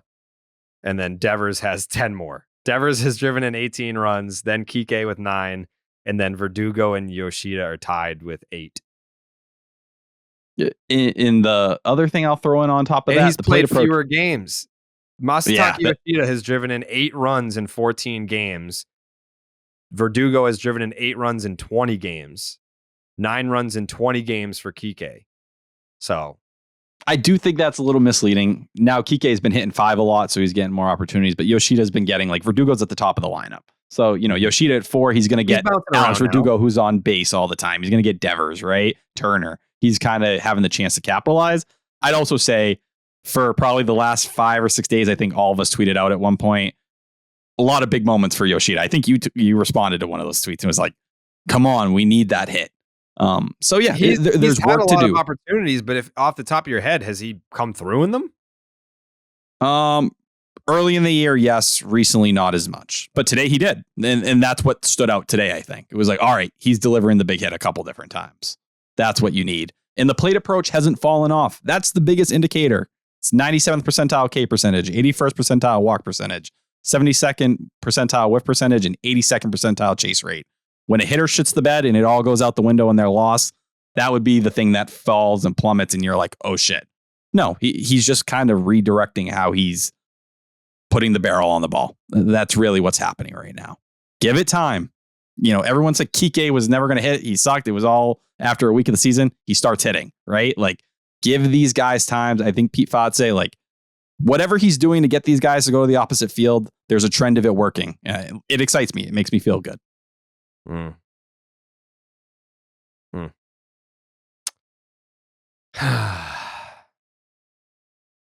we hit the one negative? The one negative. Oh, Corey Kluber sucks. He's washed. Wow, you're declaring it. He's done. He's done. He's washed. Okay. Is he in the level of washness, right? Uh-huh. Is he more cooked than, say, a Rich Hill? I haven't. I mean, the only time I've seen highlights of Rich Hill so far this year have been home runs allowed. I can't. Let's just call it Rich Hill of last year. Rich Hill has a 5.57 ERA with the Pittsburgh Pirates, and I would venture to guess that Corey Kluber's is worse. Oh, definitely. But last year, like, if I told you Rich Hill's ERA last year was 4.27, you'd probably be a little surprised. But it was similar where, like, the FIP looks a lot. 850. Kluber? 850. He has pitched 18 innings, given up 19 hits, 17 earned runs in 18 innings. He does have 17 strikeouts, which is kind of surprising. I feel like he's had low strikeout totals. The whip is 1.5. Gross. He's allowed 6 fucking home runs, and he's walked 8.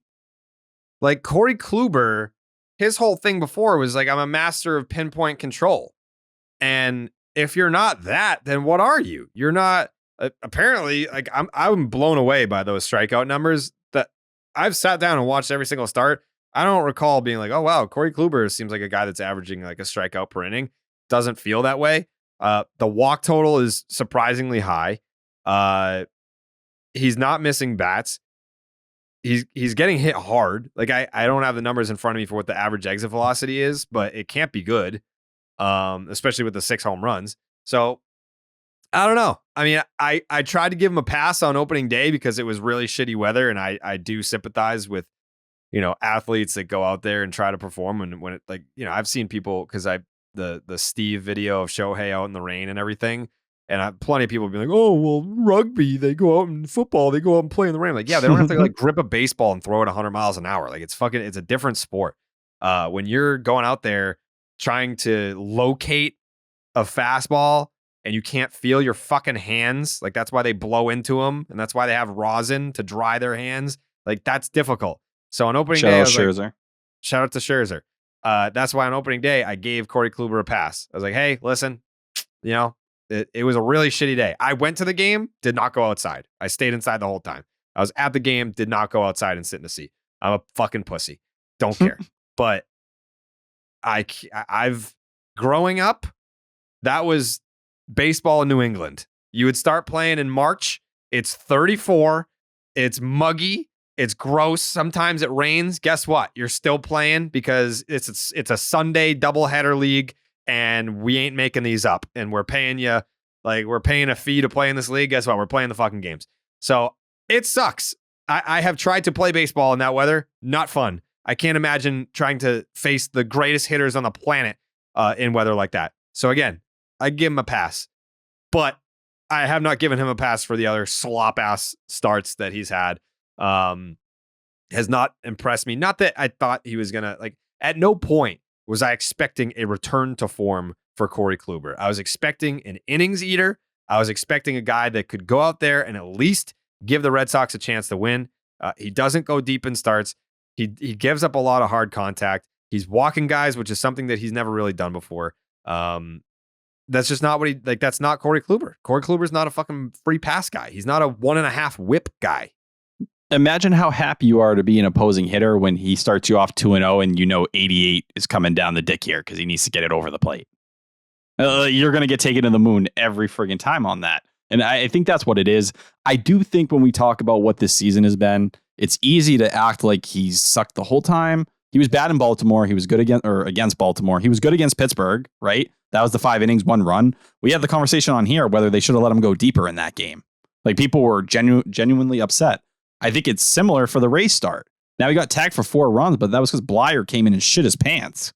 Like, a lot of people thought he should have been left in that game to get that last out. And I thought if you're talking about his best start overall, I do think his stuff looked the best in Tampa.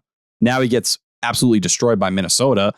Yeah, listen, for the guy who went from being one of the best at not giving up hard contact, 80th percentile last year in average exit velo, 75th percentile hard hit, like, that's just not what he is. It's 41st percentile average exit velo this year, 22nd percentile hard hit percentage. Like, if he can't get guys to ground out softly over and over again, it's never going to work. It's the same as the Rich Hill thing. Dude, if you have to strike out everyone, it's never going to work. The stuff is not good enough at this point to get by on that. And where I look at Corey Kluber is you kind of pinned him as your Michael Wacha replacement. And a lot of the metrics pointed to Kluber maybe being even better than Wacha was. Feels like that's a miss for you. Because I think if you kind of handle things differently with Michael Wacha, you might have got more of a stable force that this rotation could have leaned on. And I think that stability, Kluber was supposed to bring stability. Like the Red Sox went out this offseason and was like, yeah, we want to bring some stability to this rotation so other guys can fall into their place. Corey Kluber isn't stability. He isn't that right now. And I don't know if we're going to get a Phantom IL stint, but it's going to be pretty hard to justify keeping him in the rotation over, Tanner Houck after today, right? Like you look at Tanner Houck, you're like, damn, that's a guy who's clearly better than Kluber. Cutter Crawford's better than you. James Paxton, like he got rocked yesterday, but it's 97 from the left side. It's not 87 from the right.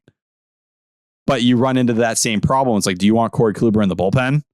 What is he going to tune it up to 89 for you? It's fucking useless. If he's not going to be a passable starter, which I think was the expectation, like no one thought he was going to be he was your opening day starter. He's not an opening day starter. He's a veteran. He's got the experience. Fine. We put him in that spot. He's useless to you if he can't take the ball every fifth day and at least give you a chance to win. So I don't know what that means for his future. It is 4 starts. Where are you on Kluber? Are you out? I have a hard time justifying him being in the rotation. I'm not going to say I'm out, but just based off the talent you have. And I don't like to walk too far down this road because injuries happen. But when you have Tanner Houck and Cutter Crawford and James Paxton as all options over him, yeah, it's going to be very hard for me to tell you I want Corey Kluber in that rotation. Now, that's when you get into this balancing act of all right, well, where will the bullpen be on May 1st once Chris Martin's back here? All right, there's spots are running out. Props to Caleb Ort. I think he's earned his spot in this bullpen. Ryan Brazier, yes, get the fuck out. Fucking has.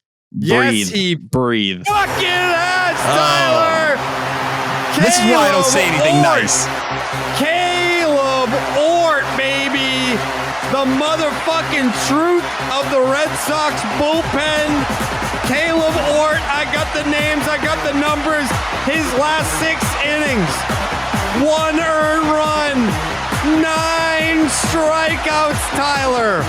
9 in his last 6 fucking innings. Oh, okay. My God. Now, props to Caleb Ort. He's been doing his thing. He looked good today. He looks great every day, dude. Just break it in your head. Chris Sale, Whitlock, Bayo. They're going to be in the rotation no matter what. You don't have to think about it. Mm-hmm.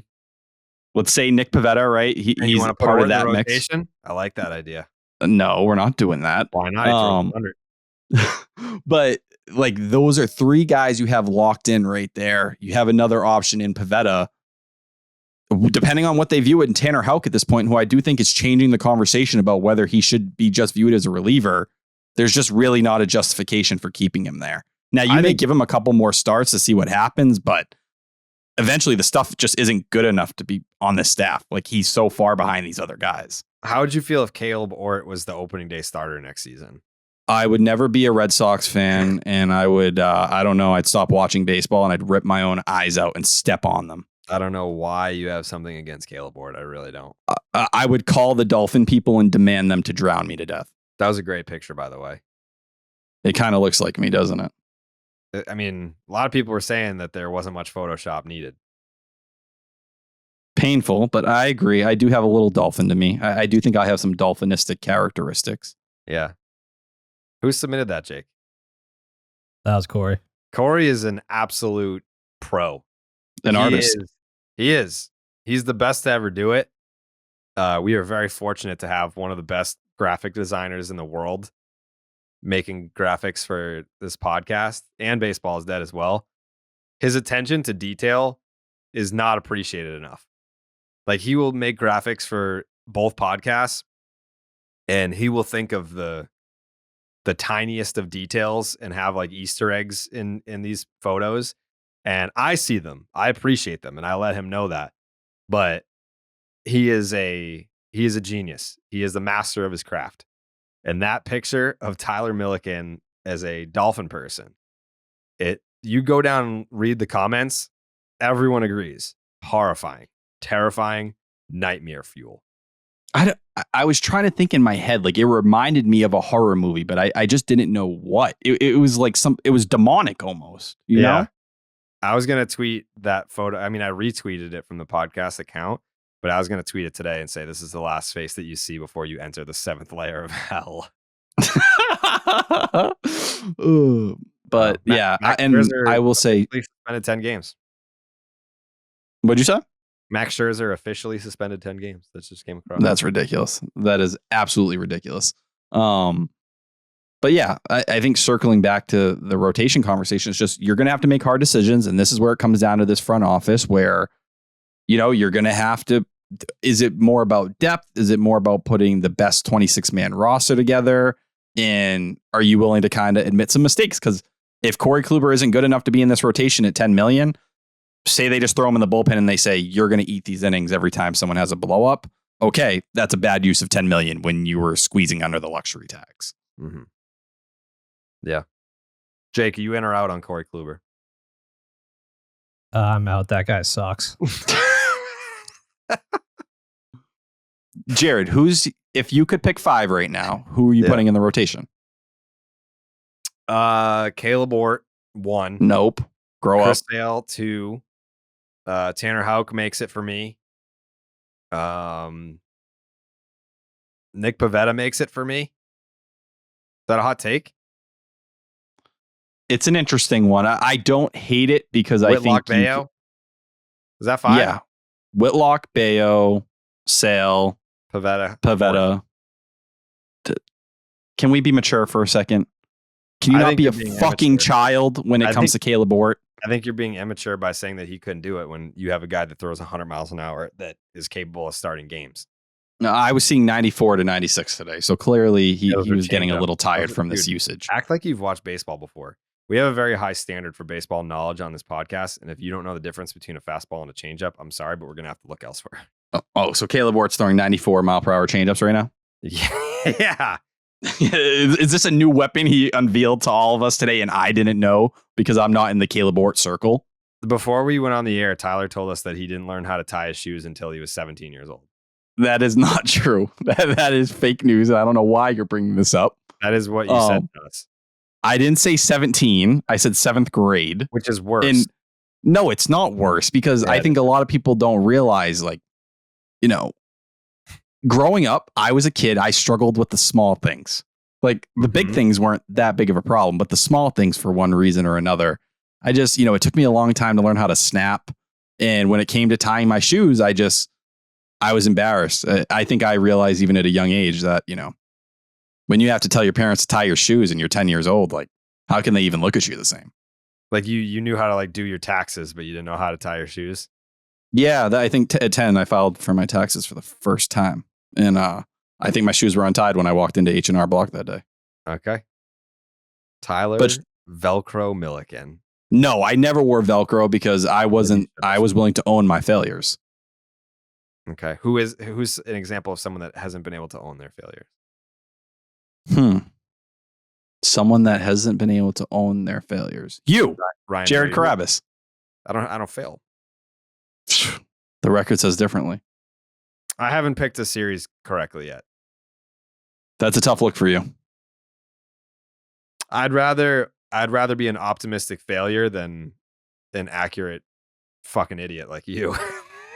Oh, okay. All right. Instead of being an accurate fucking idiot, I chose the high road the other day because Corey had reached out to me and he gave me a graphic that spreaded a Jared Carrabis lie. And out of pure respect for you, out of pure, you know, I look at you and I would never want to hurt you like you hurt me regularly. What's the graphic? It was you saying Chris Sale sucks. I would never say that though. Just like I would never say Garrett Shitlock. And no one cut that. If anyone said it, if anyone fucking cuts that to make this a thing, I swear to God. I can't believe you just said it again. There's gonna be some crazy edits. There's gonna be some wild edits. That? Why'd you call I don't know. But I did not. That's what you said I called him. But I had a Chris Sale graphic saying he's been terrible. And I held that punch out of respect for you. Well, Even though you would not do the same for me. I have done the same for you. I haven't posted any graphics about you saying Garrett Shitlock. You've posted tweets. No. People have been saying it on Twitter. I don't jump in there. I think that's below the belt. You would know. Belt guy. Are you? Since when? Forever. I have nothing but integrity. People actually on the Section 10 Reddit, which you always say that they hate you. They've been sticking up for you big time recently. Honestly, I think it's because they've witnessed some bullying, and for those who've stepped up and been strong, thank you. I know some of you go by the Milliken Militia, but the Milliken Militia does not go down easy. No, the Milliken Militia is growing by the day. Honestly, I feel like people are supporting you more than ever. We're trying, and I do appreciate that. And we will stand up to Jared. We will not let him spread this fake news on a daily basis. I'm not doing that. I'm putting you in a position to succeed on a daily basis. You're giving me my wings like a pilot. Yeah, I am. I'm ready to take flight. All right, we got to take a break and talk about Zyn nicotine pouches. We're always talking about what a team needs to get to number one, but Zyn nicotine pouches are already there. Zyn has helped millions of people achieve a lasting change, earning the title of America's number one nicotine pouch. If you're a smoker or you're a dipper looking to make a change, look no further than Zyn. Zyn is made with 6 simple ingredients and is available in a wide range of varieties, including spearmint, citrus, and even coffee.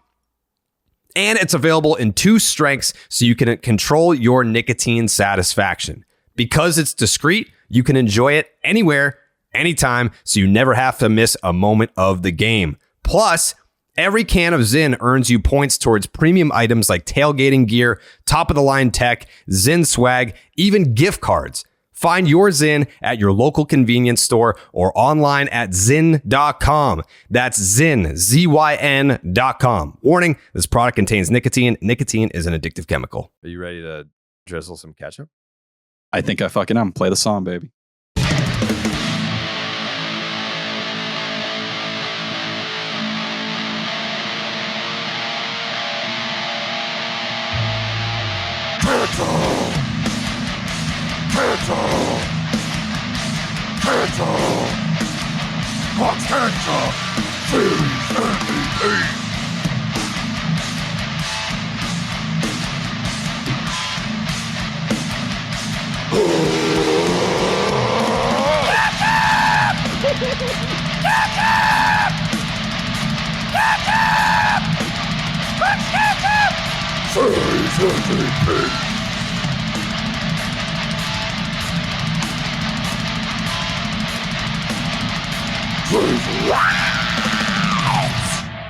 The Clark's Ketchup Series MVP is brought to you by Clark's Ketchup. Drizzle that ketchup. Red Sox have now won another series, this time against the first place Minnesota Twins. What's that? 4 series wins? 3 series wins? 3? 4. We got Detroit, Tigers, Baltimore, Minnesota, Angels, Minnesota. Yeah, 4. We've won more than we've lost. How are we 500? Because we get swept. Sweeps. Yeah. Yeah. The Clark's Ketchup Series MVP for this series. I have an idea of where I want to go, but let's talk about some ketchup packets before we get into voting. Just throw some numbers out there. Jarren Duran played in all 3 games. He led the Red Sox with a 700 slugging percentage. Whew. Yeah. Reese McGuire, he only played in 2 games, but he had that big 2-run knock on what fucking day is it? Thursday? So that was Tuesday? Tuesday. Yes. To tie it in the 8th inning. Was it? No, he tied it in the 10th. He had the catcher's interference in the 8th inning. Right? Yeah. Or did I just say that backwards? I think he had it was the catcher's interference in the 8th inning, and in the 10th inning, it was the 2-run single that tied it. Yeah. Can I make a small note on Reese McGuire and Connor Wong? I saw some people were, crying about Christian Vasquez this weekend. Yeah. You put out an incredible stat on Reese McGuire this morning that absolutely blew my mind. I don't know if you have it up, but for him to hit the way he has, and listen, there's a lot of BABIP luck. I don't know how he's doing it. I don't know if it's sustainable. I don't think it is, but him and Connor Wong have become a decent platoon. I'm not worried about catcher right now. That is not a concern for me.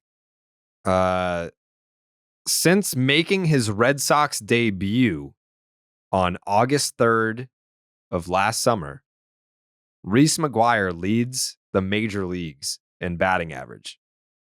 He's hitting .354, and that's amongst the 292 players with at least 140 plate appearances. That sounds like the most fake stat I've ever heard in my entire life, and it's real. It's real. It is real. Reese McGuire, batting champion Reese McGuire. Obviously, he doesn't have the plate appearances to qualify for a batting title, or like if you were to sort that statistic. So I had to lower it to 140 plate appearances. But Jarren Duran hit 400 in this series, but leading the way because I'm only including guys that have played in all 3 games. Reese only played in 2. He only had 6 plate appearances. Kike Hernandez, 462. 462 to lead the Red Sox. The leader in on-base percentage, also Kike Hernandez, got on base at a 500 clip. The leader in OPS for this series, Kike Hernandez, 1192. Interesting. What about the leader in hits for this series? That would be Kike Hernandez with 6. 5 of which were singles, though. 5 were singles. Home run. You got to throw in the heads up play as well. Yep, the base running play in the 8th inning was clutch. He scored 6 runs in this series. No one else scored more than 3. Verdugo and Casas scored 3 runs. Kike scored 6 runs in this series. 6. No one else hit more than 1 home run. The home runs belong to Kike, Yu Chang, Alex Verdugo. The leader in RBI, Jarren Duran, drove in 5 runs this series. No one else had more than 2. Reese McGuire, Rafael Devers, Yu Chang, Alex Verdugo, Connor Wong, Masataka Yoshida. They all had 2. Extra base hits, Jarren Duran with 3. Then you get Devers and Verdugo at 2. Total bases, Kike Hernandez with 9. And then Alex Verdugo also had 9. Next up was Jarren Duran with 7. Whew. This is going to be tough because I'll be honest, before we went through the numbers, I was going to vote for Sale. I feel like I kind of have to vote for Kike here. And maybe I'm going to bring in Clark's Ketchup Series MVP expert, the expert hotline, Coley Mick. I think it's essential because I'm in a different space than you. You don't even have either one of those 2 guys. I do not. Wow. Okay. We also didn't mention Tanner Houck, which is fucking outlandish. Or Alex Verdugo. We did mention Alex Verdugo. Did we? What about him? Do you want me to read you I don't know why I don't fucking call you first so that like we don't have to go through the numbers a second time. Kike led in basically everything. I was going to vote for Chris Sale, and then I went through the numbers, and Kike leads. He scored 6 runs. No one else scored more than 3. He had the most total bases. He had the most hits. He had the highest batting average. He had the highest on base percentage. Like Kike kind of clears, and he played in all 3 games, which is a big factor for me. I was either going to go Kike or Chris Sale. Do you have either one of those guys, or were you going a different direction? I think Alex Verdugo is someone that on Twitter, everyone's like, we said, oh, Red Sox series win.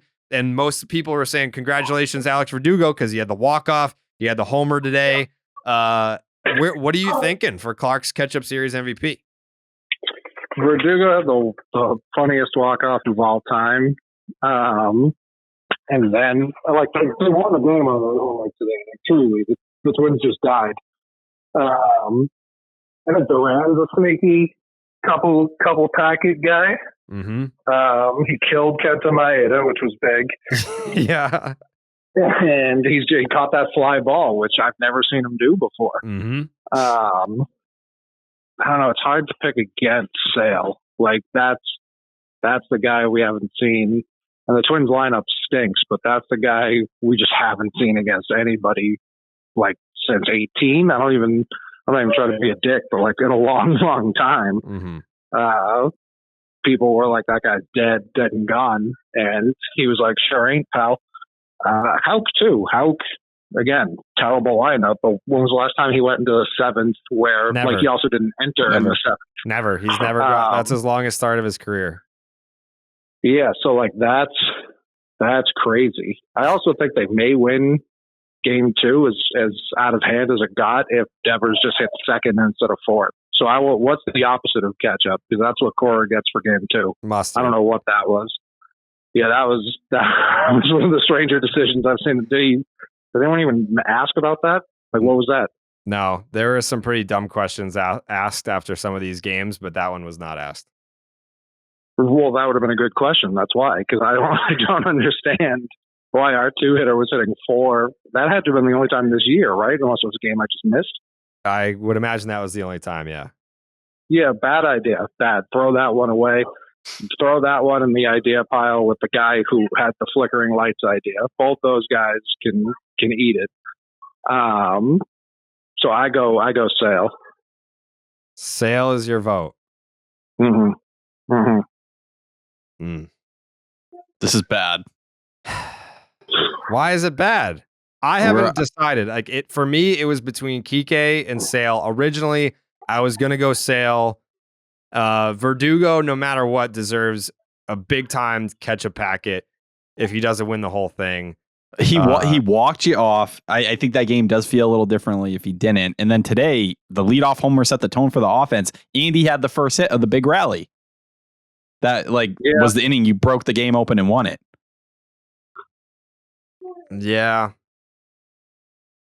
I don't know. I think with Kike, while the hits are there, the biggest thing for me out of this whole series was really that play on the catcher's interference, but it was a lot of singles and stuff. I think Verdugo, I don't know, felt like he set the tone for the offense this series. Oh yeah, and Verdugo, let's not also like was it the second run of the game on the Devers double to left where he just takes off on the crack of the bat and barely scores. Like if he even hesitates for a second, he doesn't score there. How many times have you seen someone score from first on a double to left at Fenway? Like that's so rare. I'm telling you, if Verdugo doesn't walk it off in that moment, they lose that game. I was panicking after that Ref Snyder double play. Now I'm shifting between Verdugo and Sale? Yeah, because I think like I didn't realize how good of a series that Kike had, which means that I don't like that's not MVP. Like Verdugo jumps out for his contributions and then Sale jumps out for the start that he had. What the fuck is going on over there? Thank you for the mute. I think fuck. I respect the Sale. Like Sale would be my 2 if you were to ask me. I can only just not give it to him because it is only one game, and that breaks a rule for me. But I think if there's an exception, it is probably this one, right? Yeah, because it's a statement. Like that changed the vibe, outlook on the team. Yes, that changes not like it's not even like that changes the vibe for the whole week moving forward. Oh man, I mean Verdugo walking it off, but I think if today's game were closer, I probably would go Verdugo. But because it was a blowout, I feel like I have to go Sale. So that's 2 Sale. That's 2 Sale, and Jake and Tyler have yet to vote.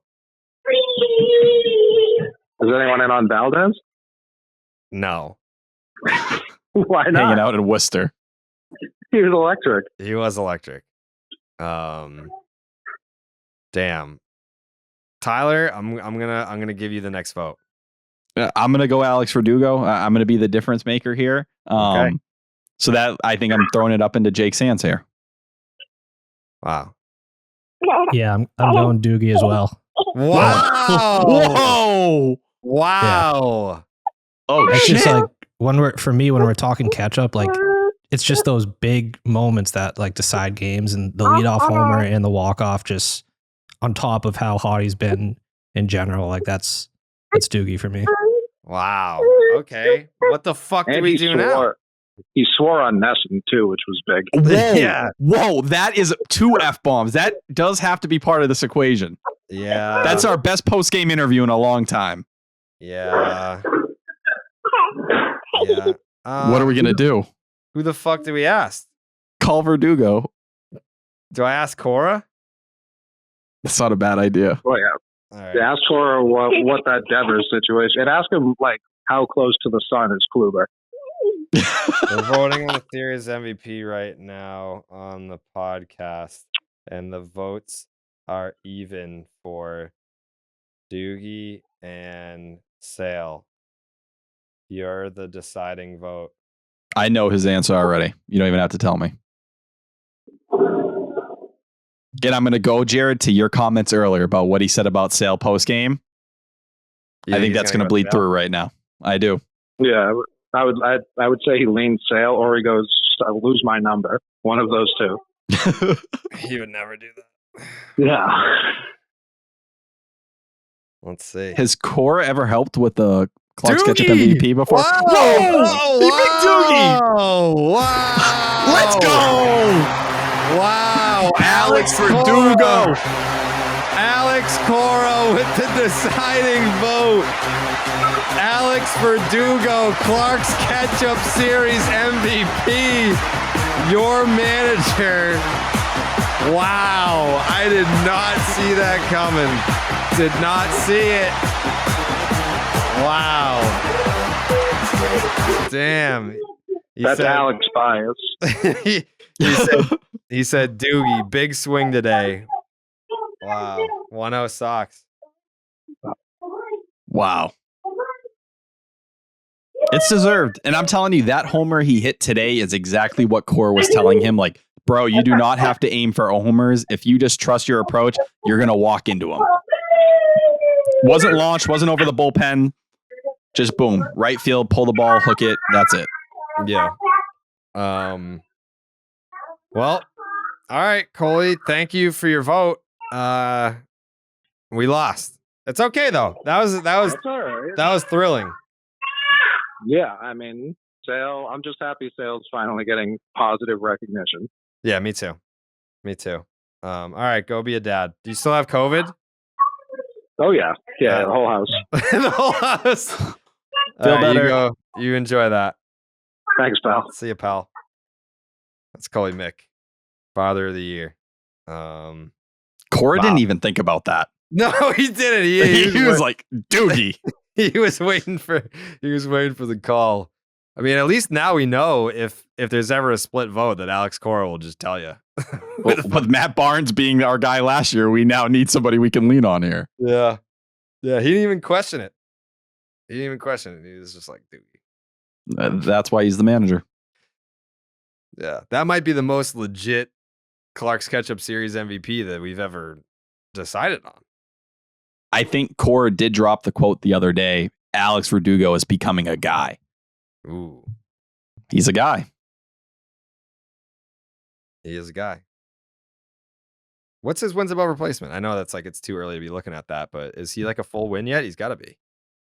Let me see. I will say, Jared, it is so good to see you synced back up again. For whatever reason, my call's been messed up, and I have had no idea when you stopped talking or started talking for well over an hour. Something's going on with like my internet per usual, but I'm going to. Okay.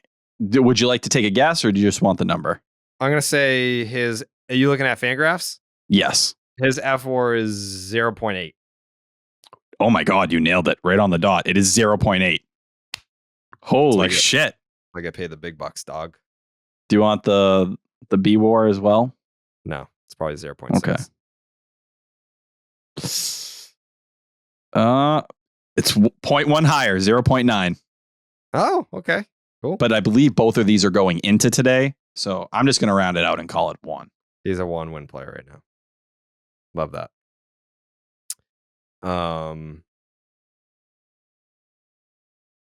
Okay.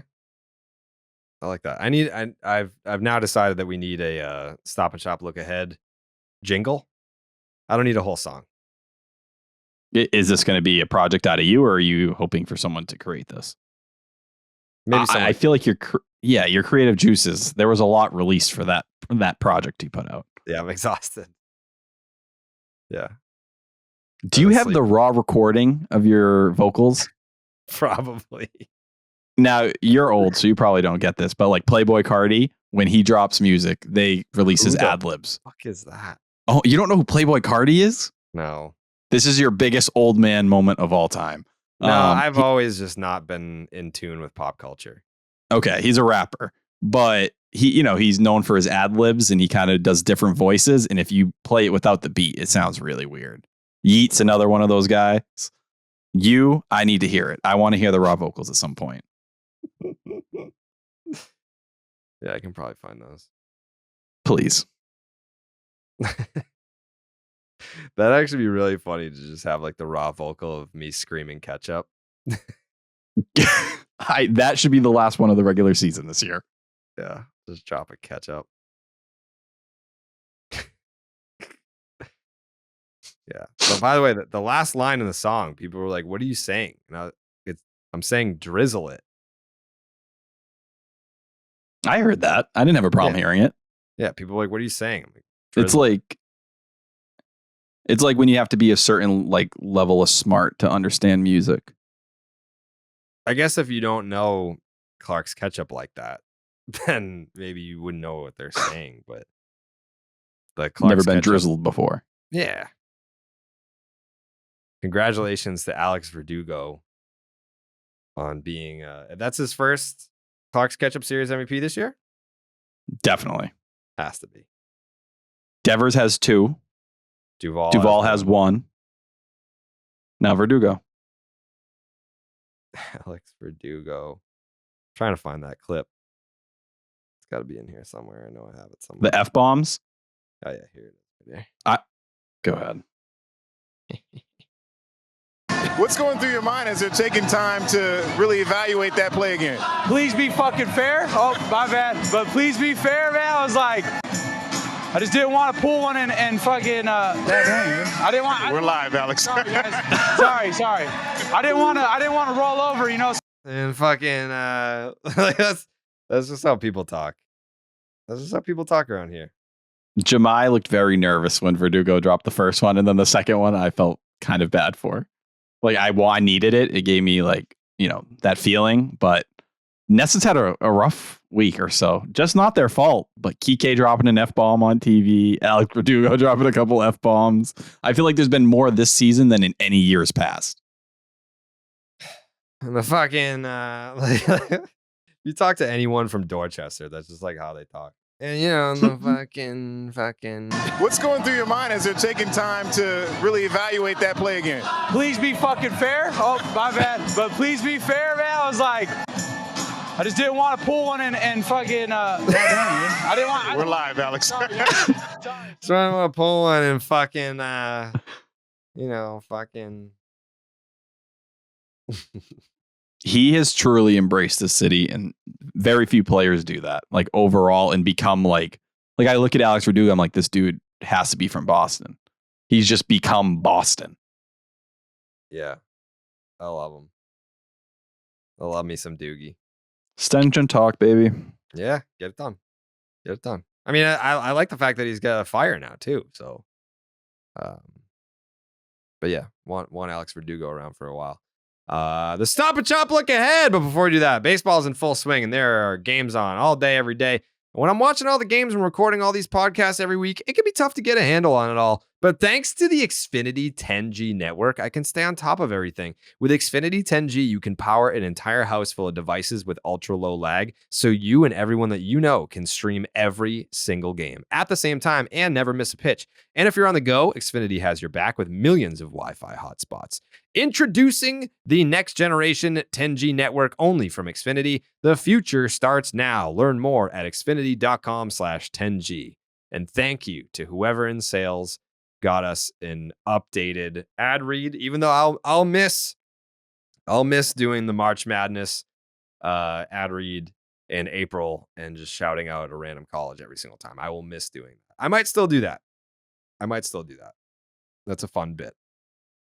I love a good bit. Stop and Shop look ahead. Brought to you by Stop and Shop. Use the promo code section 10 to get 10% off your tangerines. 10 cents off your tangerines. Each tangerine when you buy up to 5 pounds of tangerines only at Stop and Shop. Nick Pivetta versus Freddie Peralta. Garrett Whitlock versus Wade Miley. Shout out to Pete. Fucking loves Wade Miley. And then Brian Bayo versus Corbin Burns in the series finale, which, by the way, is a 2:10 start. You got 8:10 in the opener tomorrow. You get 7:10, and then you get 2:10. 3 different start times. Love that. Fucking hate day games. What? Oh, it's because it's Sunday, right? Tomorrow's Friday? Yeah. Yes. Freddie Peralta, 2-1 with a 3.18 ERA, a 1.29 whip, and a 10.1 strikeouts per 9. By the way, the Brewers are 14-5 this year. Surprisingly, it was a very good Brewers team that we're running up against. He was hurt pretty much all of last year. Came back, started a little bit, but he was more or less an opener, going 2 to 3 innings at a time.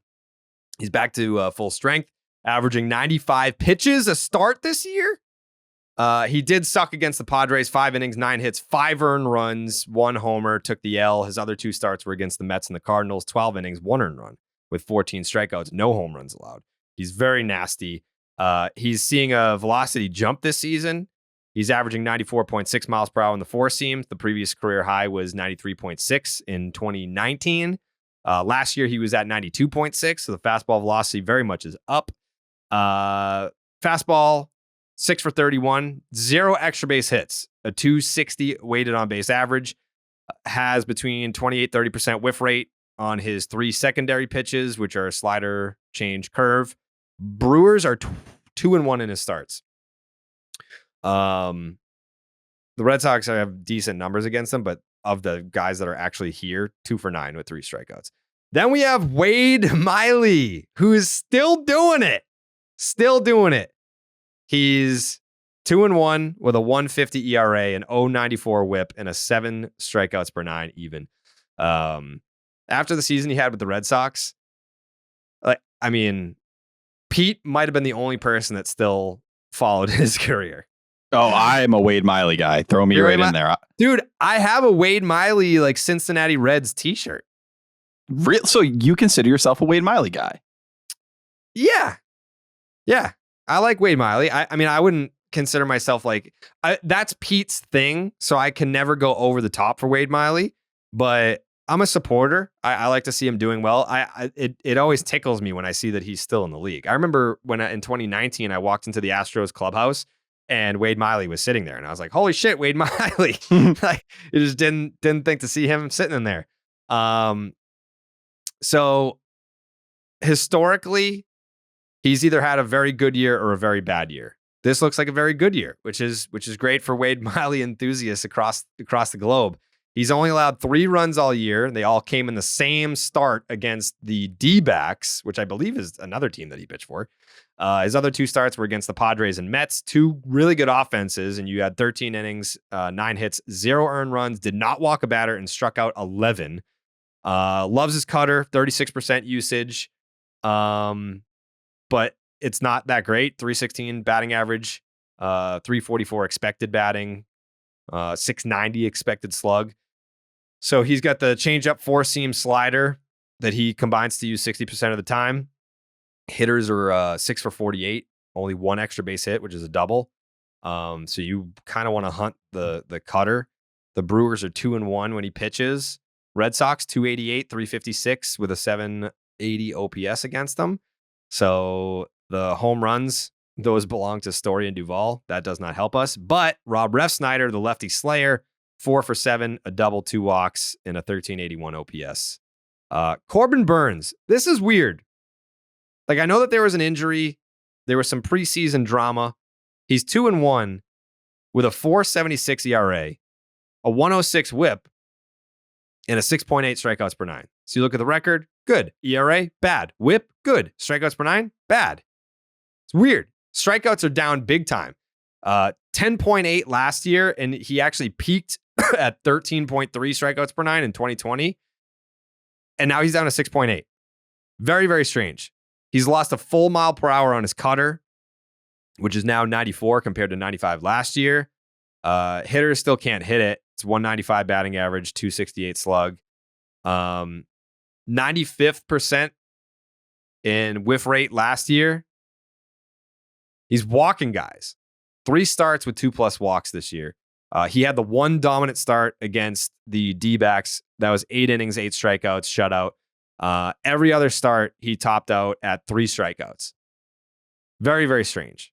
Nonetheless, the Brewers are 3-1 in games that he has started. Justin Turner, 2 for 10, but those 2 hits are a double and a home run. So that's that. I don't know. It's very strange with what's going on with Corbin Burns, but that is Brian Bayo going out. Tough draw. Tough couple draws for Brian Bayo. You got Shohei Ohtani and Corbin Burns in your first 2 starts of the year. But yeah, Nick Pivetta versus Freddie Peralta, Garrett Whitlock versus Wade Miley, and Brian Bayo versus Corbin Burns. The Brewers have really good pitching again. And again, that is a 14-5 NL Central team. So yeah, let's kick it to the panel for some predictions. Tyler, you're the reigning champ. What do you got? Thank you. If you asked me 24 hours ago, I was kind of thinking in my head, I was like, oh, do I think they could take 2 out of 3? Like, the Brewers just went and absolutely kicked the Mariners' teeth in with a sweep. But I think the Mariners don't score runs, though. And that's what I think. I think the Red Sox offense, despite some of their shortcomings, I think they're starting to really cook here. I think there's something going with Jarren Duran being inserted in and kind of providing a spark in that way. I think the Red Sox go in and take 2 out of 3. I think we're going to see 3 straight series wins. This team finally giving themselves a little breathing room. And overall, Nick Pivetta is due for a good start. Got smacked up last time out. I think Garrett Whitlock should be solid, and he's going up against Wade Miley. That feels like the kind of guy the Red Sox should be able to hit a little bit. And Corbin Burns, if the stuff hasn't been that great this year and the FIP isn't that good either, it's right around where the ERA is as well because of the lack of strikeouts. Brian Bayo's due for a bounce back. I think a Whitlock-esque bounce back from his first start to his second. So put me down for 2 out of 3. We saw the Red Sox just do what they did against the Twins, and they were coming up riding high and all these things going right. I think the Red Sox stay strong and continue to build some nice momentum. Jake? To me, this feels like a classic Red Sox sweep. Yeah. Yeah, I could see it. There's definitely the characteristics of a Red Sox sweep brewing in this one. No pun intended. No pun intended. So I could see you going sweep there. I could see it. Man. I don't want to get negative Jared. No, because I think that they'll handle Corbin Burns. I think. Who takes the L? It's probably going to be the Red Sox pen if they do take an L in this series. I don't hate that take. That'd probably be where I put it too, because I think you're starting to see there's some spots there where they don't really have anyone to go to. Yeah, I think they take the first 2 and lose the Bayo start, but I think it's going to be the pen. Like I like Pivetta against this lineup. I like the Red Sox. They've seen nothing but lefties, so I think that they get to Miley and Whitlock kind of continues to progress. And I can see Bayo giving up a few, but like Corbin Burns gives up a few, and then the Red Sox bullpen maybe falters in the finale. So I like 2 out of 3 taking the first 2. I don't think it's crazy. Like with Cutter, and we'll see when he's kind of available to let it loose again. but you get him probably for one opportunity in this series, and then you're playing with the 6-man bullpen the other days. Yeah. Okay. All right. That's a wrap on the Minnesota Twins. Looking forward to some Brew Crew baseball this weekend. Love Brewers fans. They're always super nice. That's your NL team. Mm-hmm. I wish I was down there. It's a great ballpark, great fan base, great group of guys in that clubhouse. So it'd be a fun weekend of baseball. Jake's takes? Do you shout out Lou Merloni. I think that's probably like 5 or 6 games in the booth for him, but I mean, he's been awesome. It's not surprising because like he's obviously a great baseball mind. We've had him on the pod a lot, but I mean, I've just been loving him in the booth so far. He's great. He has the perfect balance of analysis, knowledge, sense of humor, energy, and rooting interest, which I have harped on for years now is very important to a regional broadcast. Lou's crushing it. I hope he gets to a point where he's doing many more games. So, Tyler, final thoughts? I hope Christian Yelich is okay seeing the team he was supposed to end up on this offseason and the emotions don't overcome him, after basically in his head being a Boston Red Sox at one point. He might demand a trade by Saturday afternoon. Don't know. There's room. Well, he's going to have to hit righty, but there's room. He's gonna have to hit yeah. So, all right. Another series win for the Red Sox. Suck on it. So we'll see you on Sunday. Buenas noches, amigos.